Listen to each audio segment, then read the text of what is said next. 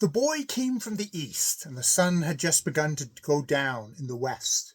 When he came near the city, its walls and towers and high gabled houses and churches stood there, perfectly black against the light evening sky. He couldn't see, therefore, what it really looked like, and for a couple of moments he believed that this city was just as beautiful as the one he had seen on Easter night. When he got right up to it, he saw that it was both like and unlike that city from the bottom of the sea. There was the same contrast between them, as there is between a man who one sees arrayed in purple jewels and purple and jewels one day, and on another day sees him dressed in rags.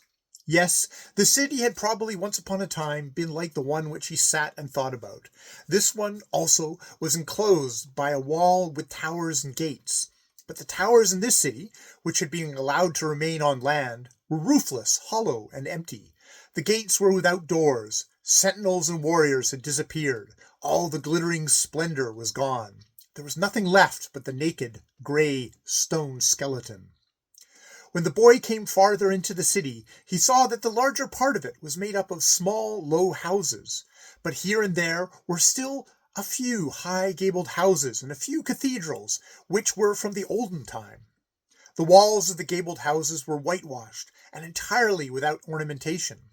But because the boy had so lately seen the buried city, he seemed to understand how they had been decorated, with some with statues, others with black and white marble, and it was the same with the old cathedrals. The majority of them were roofless with bare interiors. The window openings were empty. The floors were grass-grown, and ivy clambered along the walls. But now he knew how they had looked at one time, that they had been covered with images and paintings, that the chancel had trimmed altars and gilded crosses, and that their priests had moved about arrayed in golden vestments. The boy saw that the narrow streets, which were almost deserted on holiday afternoons, he knew, he did, what a stream of stately people had once upon a time sauntered about on them. He knew that they had been like large workshops, filled with all sorts of workmen. But that which Niles Holgerson did not see was, that the city, even today, was both beautiful and remarkable. He saw neither the cheery cottages on the side streets with their black walls and white bows and red pelargoniums behind the shining window panes, nor the many pretty gardens and avenues, nor the beauty in the weed-clad ruins. His eyes were so filled with the preceding glory that he could not see anything good in the present.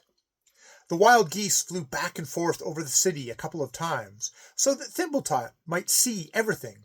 Finally, they sank down on the grass-grown floor of a cathedral ruin to spend the night. When they had arranged themselves for sleep, Thumbletot was still awake and looked up through the open arches to the pale pink evening sky. When he had been sitting there a while, he thought he didn't want to grieve any more, because he couldn't save the buried city. No, that he didn't want to do, now that he had seen this one. If that city, which he had seen, had not sunk into the sea again, then it would perhaps become as dilapidated as this one in a little while. Perhaps it could not have withstood time and decay, but would have stood there with roofless churches and bare houses and desolate, empty streets, just like this one.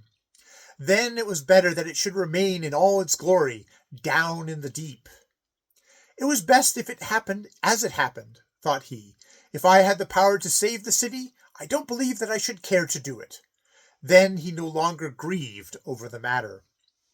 And there were probably many among the young who think in the same way. But when people are old and have become accustomed to being satisfied with little, then they're more happy over the Visby that exists than over the magnificent Vienta at the bottom of the sea.